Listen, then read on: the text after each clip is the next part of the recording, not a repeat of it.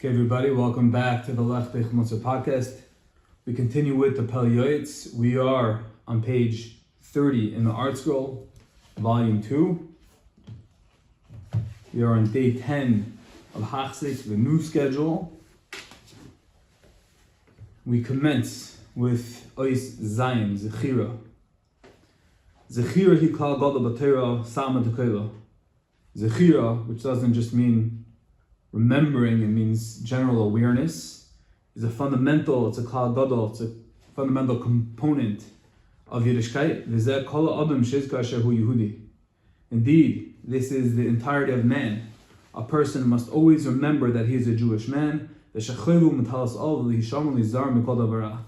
that he has an obligation to distance himself from anything that is bad. When we call it sad, niddu, and iser, even from the slightest chance of dvar iser.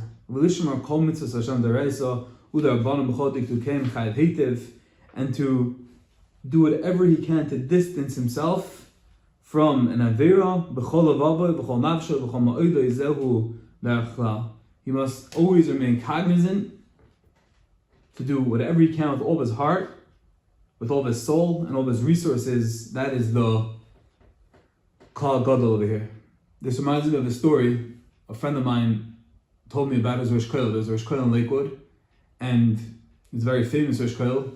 And someone once asked him, "What's pshat? How is it that you grew, you flourished into this tremendous marbitz Torah, into this incredible Talmud Chacham, and you have Talmidim and Rabbanim and Rosh Hashiva under you? What is it? Was there a turning point in your life, perhaps, that gave you this ability to have this chus of so much greatness?"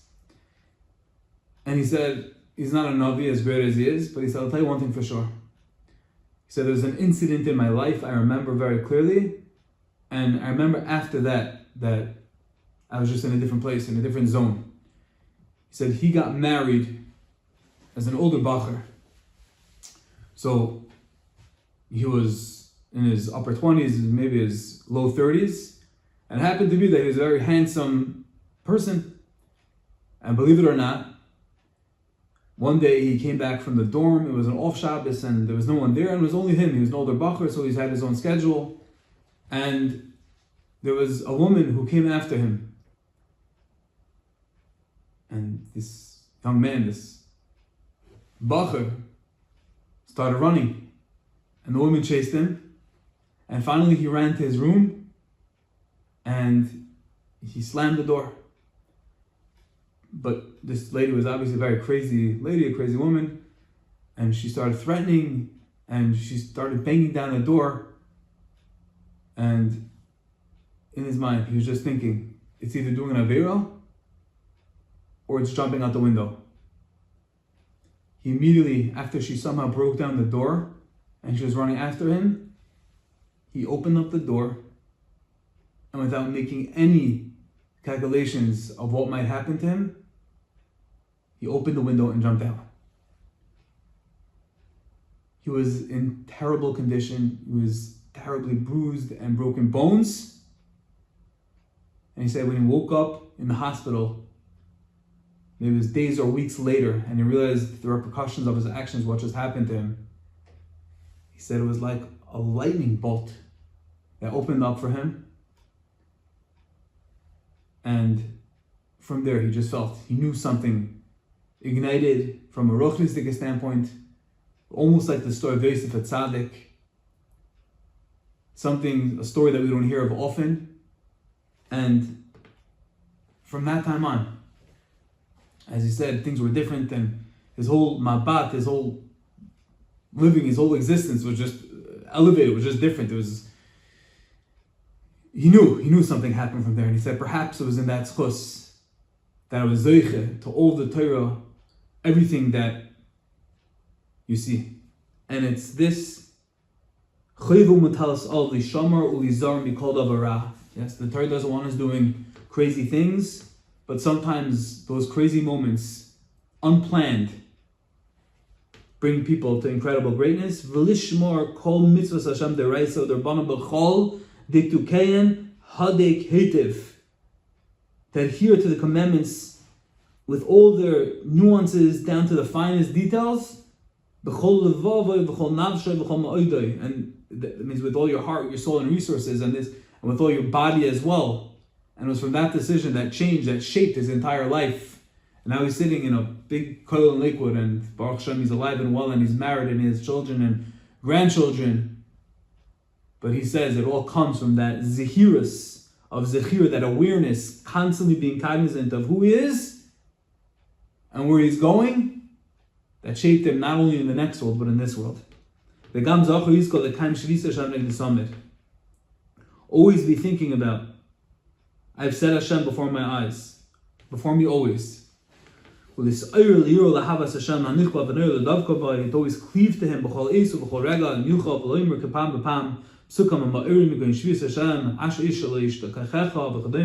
always be saying psukim. Famous story to Brisker Rav. The Brisker Rav was traveling, it was during World War II, and he was traveling with his father, Reb Chaim, and they were in a very, very, very dangerous situation, and they were on a train, and everything for a few moments was finally, there was some peace, there was some tranquility, they were traveling, and it seemed that they were out of harm's way. And all of a sudden, out of nowhere, it was like everything just took a turn for the bad. And literally, Reb Chaim and the Brisker Rav, their life was almost over. Reb Chaim told his son, the Brisker Rav, he said, Yitzchak Zev, he said that all is because you stop thinking and uttering the words from your mouth. Hashem hu Elokim einu mevadai.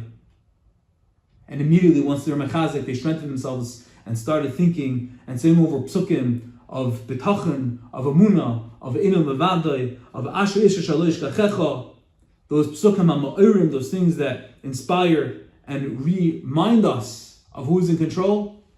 At that point, everything shifted back into place. But Reb Chaim Brisker wasn't just telling Brisker Rav, his son, Yitzchak Zev Alevi, Moran Riz, how to endure that treacherous, near-death train ride. He was telling us, we always have to remind ourselves, always be mechazik, shvisa shamrik disamid, and always remind ourselves, ashrei ish, shalish kachecha, praiseworthy is he who never forgets you.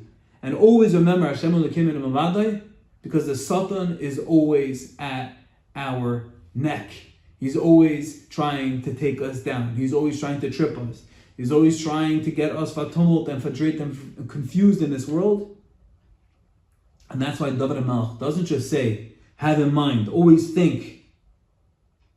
Lo yishkach, don't forget Hashem. No, ashrei ish, praiseworthy is the man, because when we truly feel it, when we don't just say it, but internalize it, let it guide our lives, let it guide our mindset, our hashkafa, our machshava, our heart, our liva nefesh, everything about us, our whole mahalach, will be truly different people. We'll be led by the light of the Rebbeinu Shalom of Kadosh Baruch Hu, and then we're not just getting by. We're not just putting a check by that you have God in mind, but we're praiseworthy. We're different people, because when we live godly lives, it's a whole entire different mahos, it's a different essence. We have a Kadosh Baruch Hu leading our lives. A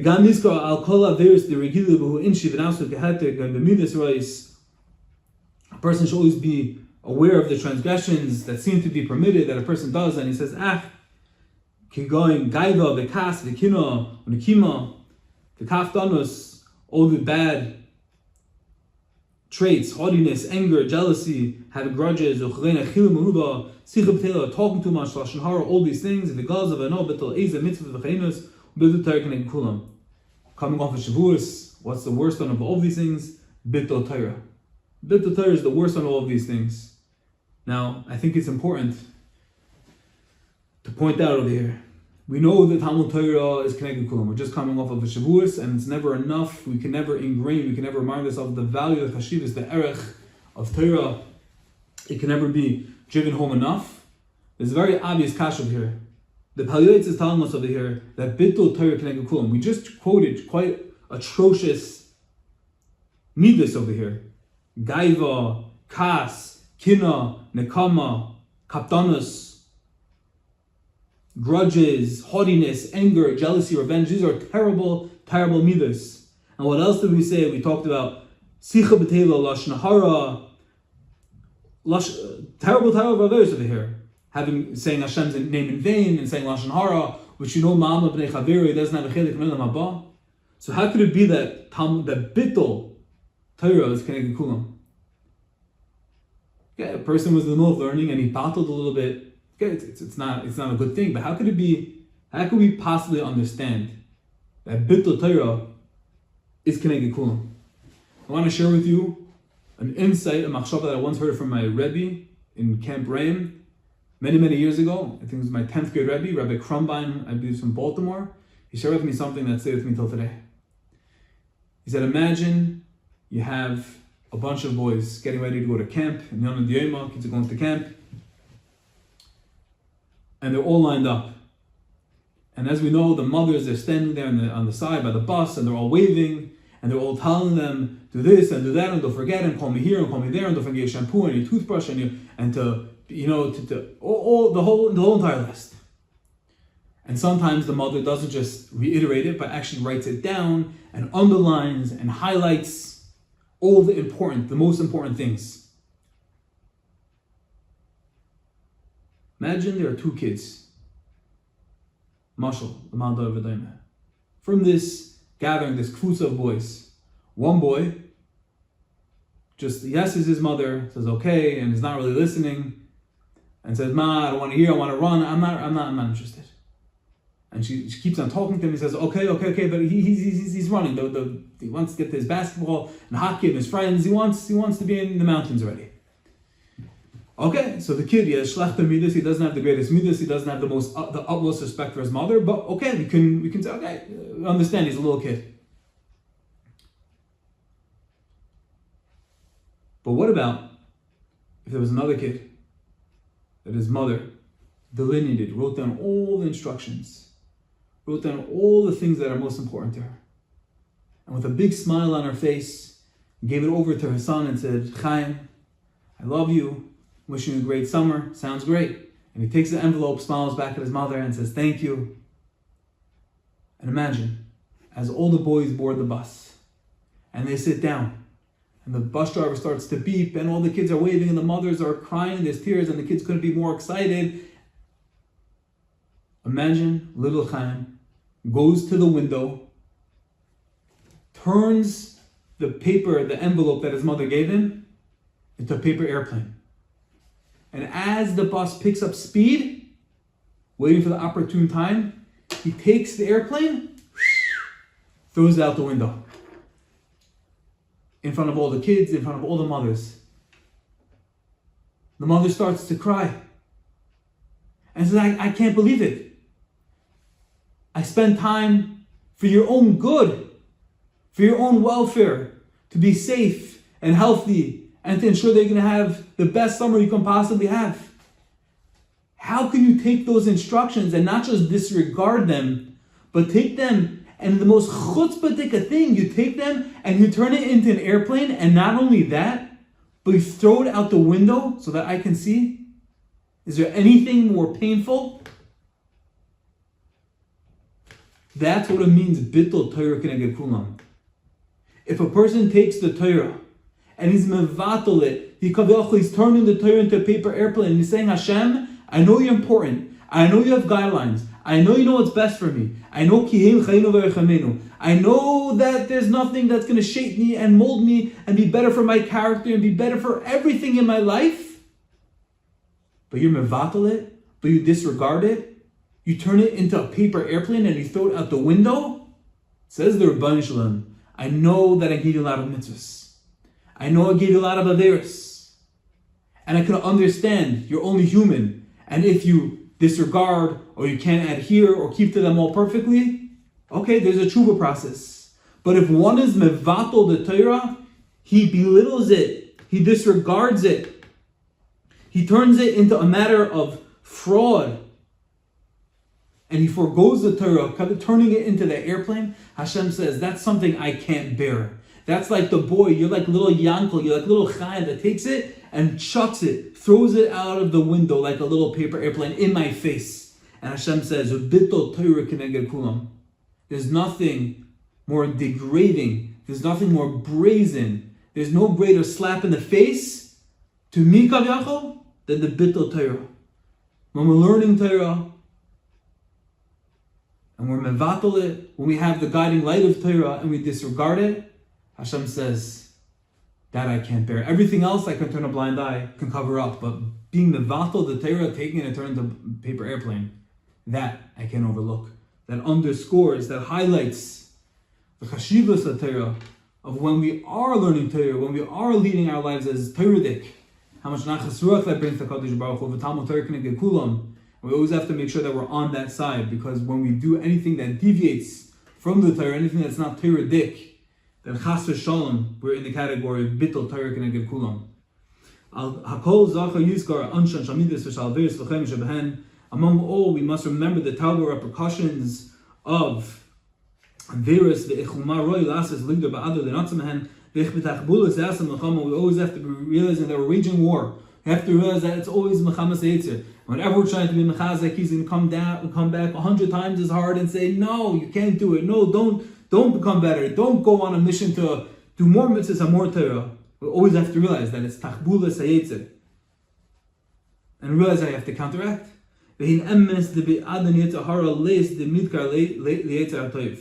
And we always have to realize that while the Yetzer Hara runs rampant, nobody remembers the Yetzer Toiv.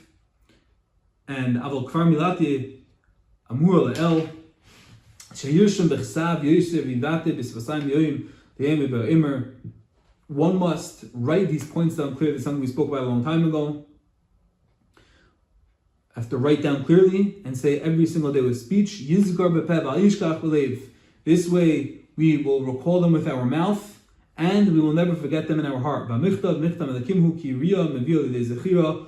B'vad Shizkar Lusham Esakol B'Chsav Kashem Yan Hashem Alav Hiskil V'gam Hiskar Shechoiki Tev L'Yavar L'Kreis Arashum B'Chsav V'Yal Mitzchei Tamid Zikarim Beinenov.